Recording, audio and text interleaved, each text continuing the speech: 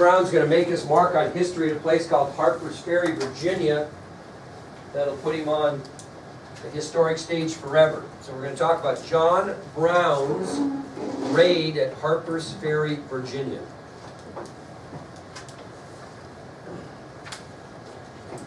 This guy was a little off, as you might imagine, just a little bit off. And in October of 1859, John Brown's going to make another tragic contribution to the issue of slavery in the United States. Okay, in October of 1859, abolitionist John Brown is going to make another tragic contribution to the issue of slavery in the United States.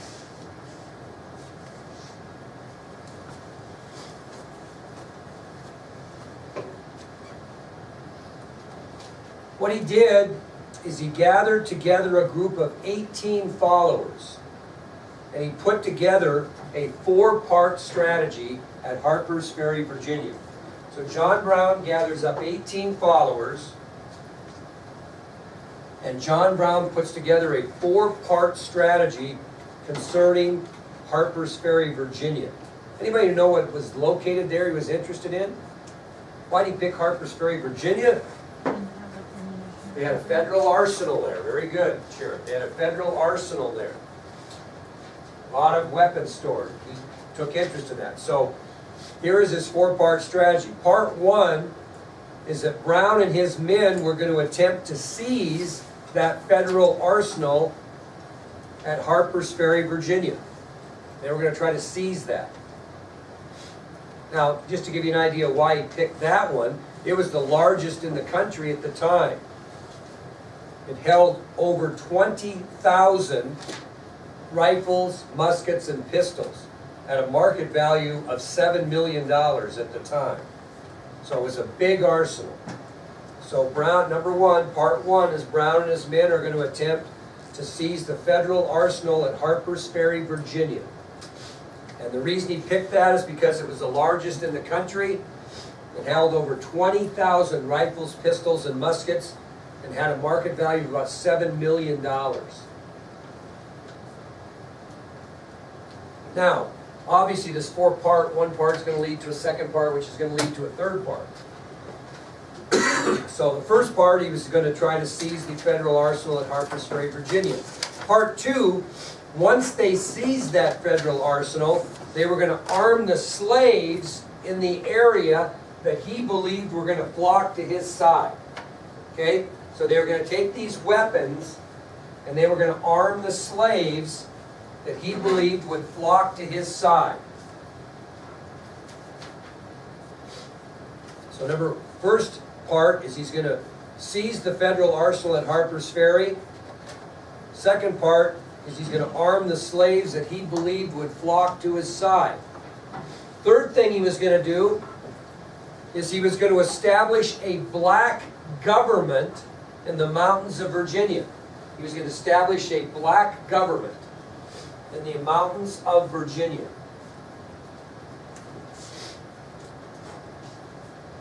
And what do you think he was going to do once he seized the federal arsenal, armed the slaves that he thought were going to flock to his side, after forming that black government in the mountains, its own nation, so to speak? What's the 4th part he's going to do? War. He's going to wage his own private war against the South. So he's going to wage a black slave against the South war. Does that make sense? I mean, it doesn't make any sense, but that's what he was doing. So after he got that government established in the mountains of Virginia with all those slaves that he knew would flock to his side, after they established all that, then they were going to wage their own private war against the South. Black slaves against the South. Well, he had, of the 18 followers, 5 of them were his own sons. He had 5 of his own sons with him.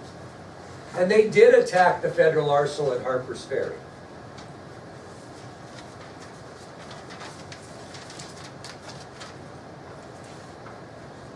Now, it's kind of one of these deals, like, I think we talked about this before. You ever watch the movie Oh, what was the movie with the guys that run the motorcycles? Yeah, what's it called? Wild Hogs. Yeah, slap the bull, right? First guy went up there and slapped the bull on the rear end and got away pretty safe. Well, why didn't the second guy? Because the bull knew what was coming.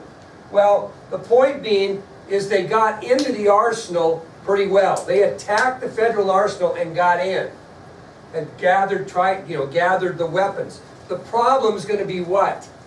Getting out. Because guess what? The United States military figured out what they were doing and they're not going to let them. They got in pretty easy because it wasn't defended very well. But once they met resistance, they're going to have a hard time getting out. So the arsenal was pretty poorly defended, so breaking in was kind of a pushover. However, getting out was going to be a major problem. Now, the reason it was going to be a major problem is because all these black slaves that John Brown thought were going to flock to his side, guess what? They didn't. Okay? They didn't revolt against the Union like he thought they would. So what you have now is basically an 18-man suicide mission. Am I right?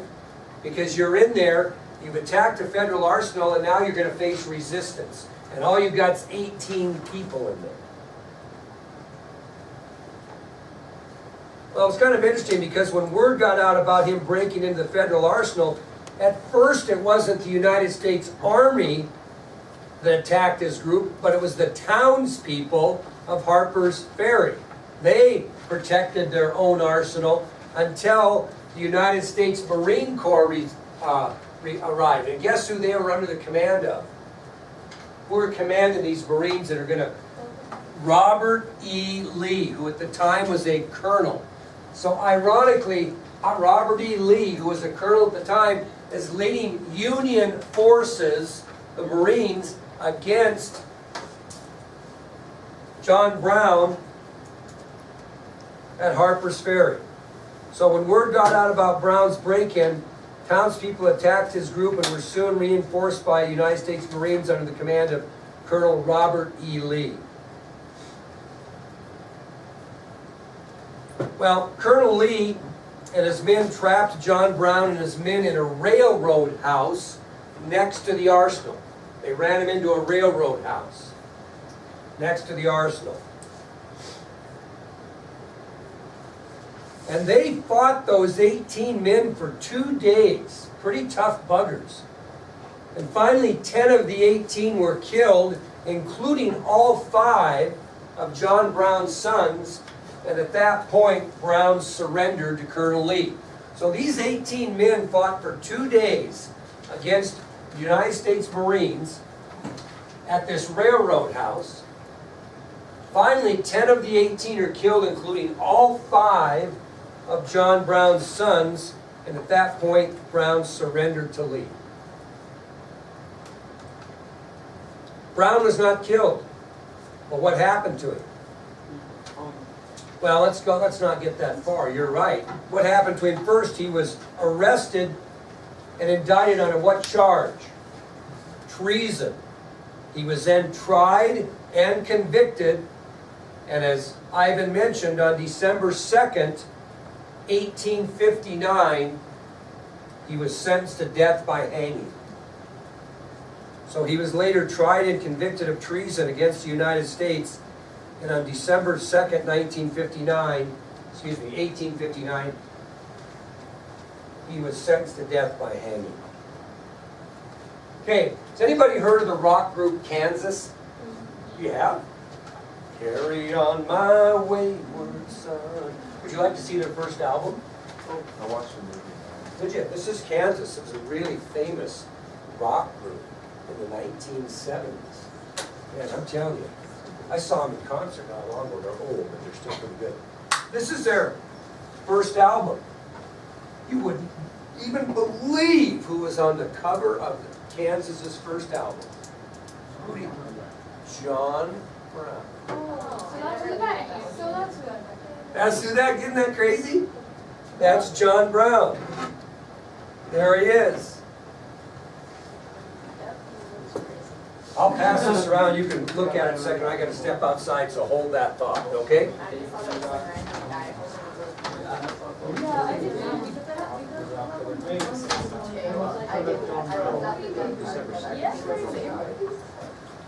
When was he like sentenced to death? Oh, I know.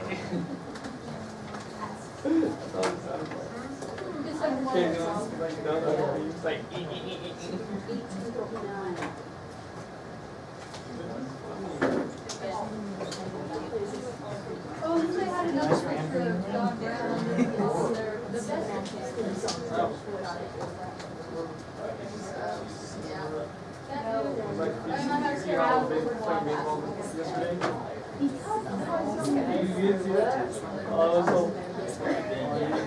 We're playing baseball in front. I know, we said like it's Just laying it. like You mentioned you the, mentioned the debate, like the day that all the debaters were gone. I don't know what he said. He said it was something so that like That's good enough. and I didn't know what my oh yeah, we saw practice. Oh what? What? Okay, so what? You know what? He does too.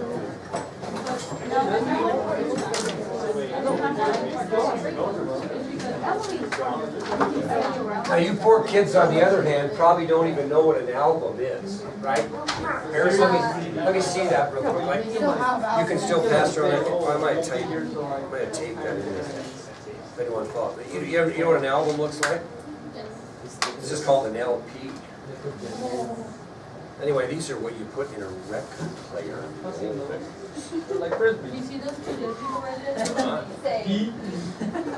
And they even give you the words on the song. They're like made. Anyway, you can find albums, stick that in there if you would.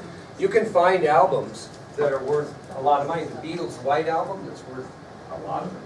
They find it original. But anyway, John Brown made the cover of Kansas, that was kind of interesting. Okay, you can pass it around as we continue. That's going to take us to the election of 1860. When we get through the Civil War, I'm going to show you a video. It's a movie called The Blue and the Gray. It is awesome. It's a fictional story about the Civil War, but it starts the movie with the trial and hanging of John Brown. Because this incident here kind of starts the revolution just a little bit. Okay? Election of 1860. Who's our president, by the way? James Buchanan. Okay? Election of 1860. Now, the Democrats were having a little bit of trouble prior to this election. They met to choose a presidential candidate and they were split in their views because the issue of slavery was causing philosophical differences. Because you have Northern Democrats and you have Southern Democrats, okay? Now obviously the Southern Democrats took a very pro-slavery position, right? Makes sense? Now the Northern Democrats weren't overly hard-headed. They didn't take the stand of against slavery. The Northern Democrats took the position that popular sovereignty should decide the issue of slavery. In other words, whatever the population of the state votes on would be what it would be. Well, even though the Northern Democrats weren't quite as hardcore, they're obviously not going to pick the same candidates, are they, for president on those types of views. So the Democrats actually chose two different candidates for president. The Northern Democrats nominated who? We talked about him, very famous senator from Illinois, Stephen Douglas. So the Northern Democrats are going to nominate Stephen Douglas for the presidency.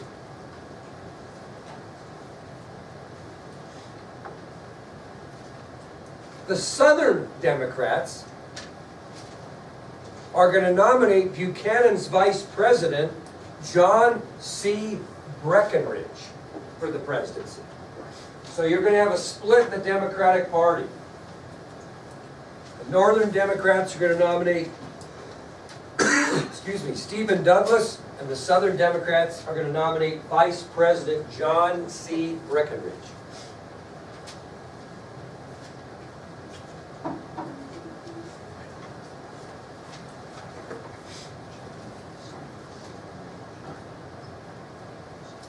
The Republican Party met, and they struggled as well to try to decide between Abraham Lincoln and Governor William Seward of New York. But they knew that if they split, that's going to hurt their party, right? So, during the Republican convention, remember I told you how that worked? You had to have majority, and if somebody doesn't get majority by the end of the ballot, what do? Have a second ballot. No, this is for the nomination. Okay, so in a convention, if Taylor and I are trying to be the president, not presidential nominee, and neither one of us get the delegate votes the first ballot, then we go to a different ballot. Everything starts over. If you don't get it, you keep going, right? Ballot after ballot. Well, the Republicans had a hard time. It took 4 separate roll call ballots on the Republican side to decide who would be the nominee. And here's how the ballots went for the Republican Party in 1860. On the first ballot, Seward had more delegate votes than Lincoln, but he didn't have the 2/3 majority needed. So it went to a second ballot because nobody had majority. Although Seward won the delegate votes, he didn't have 2/3 majority. So everything's erased, they go to a second ballot. On the second ballot, Seward and Lincoln are basically dead even, which means that no one has what? 2/3 majority, obviously. So it goes to a third ballot. So the first ballot, Seward wins, but he doesn't have 2/3 majority. The second ballot, they're dead even. Obviously, nobody has 2/3 majority. On the third ballot, Lincoln wins the most delegate votes, but he was 2 votes short of 2/3 majority. So it went to a fourth ballot. And on the fourth ballot, Lincoln finally received the 2/3 majority of delegate votes that he needed to earn the nomination. So do you see the difference between a nomination and, it goes to the House in a presidential final. But during the process of selecting a nominee, you just go to ballot after ballot if nobody gets it. So, well, first ballot, Seward gets the most votes, doesn't have 2/3 majority. Second ballot, they're even, he and Seward and Lincoln. No one has 2/3. Third ballot, Lincoln wins, but he's 2 votes short of majority, and it goes to a fourth ballot, and Lincoln receives the necessary votes to earn the nomination. Well, Lord and behold, the former Whig Party reorganizes itself and creates what's known as the Constitutional Union Party. And they're going to throw a candidate in too. So a third political party jumps in 1860. The old Whig Party has reorganized, and they now call themselves the Constitutional Union Party. And they nominate Senator John Bell of Tennessee as their candidate. So the old Whig Party forms the Constitutional Union Party, and they nominate Senator John Bell of Tennessee. So how many men do we have running for the president? Olivia? 3 or 4? 4. 2 Democrats, John C. Breckinridge, Stephen Douglas. 1 Republican, Abraham Lincoln, and 1 Constitutional Union candidate, John Bell. Now, at this time in history, the most electoral votes are in the North. So it's pretty obvious whichever candidate wins the most northern states is going to win this election. Now, Bell's from Tennessee, and he carries 3 states in this election. His home state of Tennessee, Virginia, and Kentucky. So Bell actually carries 3 states. His home state of Tennessee, Virginia, and Kentucky. Who carried the rest of the southern states? Think about the candidate. What? Where's he from? Breckinridge, right? Where's Breckinridge from? South. So he carries all the southern state, rest of the southern states, other than Virginia, Kentucky, and Tennessee. But that isn't going to matter here because where's all the electoral votes? So who's this going to come down to between in the end? Same old foes, Lincoln and Douglas. Okay? Well, Douglas only carried 2 northern states, Missouri and New Jersey. Meaning he didn't even what? Somebody was going to be able to carry their home state. Did Lincoln carry Illinois? But Douglas did not. So Douglas didn't even carry the state in which he served in the Senate. He won over only Missouri and New Jersey, and Abraham Lincoln carried all the rest of the important North, winning 180 electoral votes, and becomes the nation's 16th and possibly most famous United States president. So again, Senator John Bell of Tennessee carries Virginia, Tennessee, and Kentucky. Vice President Breckinridge carries all the rest of the southern states. Senator Stephen Douglas only carries 2 northern states, Missouri and New Jersey. Lincoln carries the rest, wins 180 electoral votes, to become the nation's 16th president.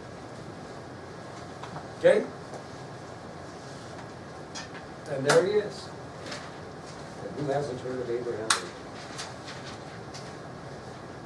Okay, that'll take us to our next subtopic, which is drifting toward war. The South begins to secede. Drifting toward war, the South begins to secede.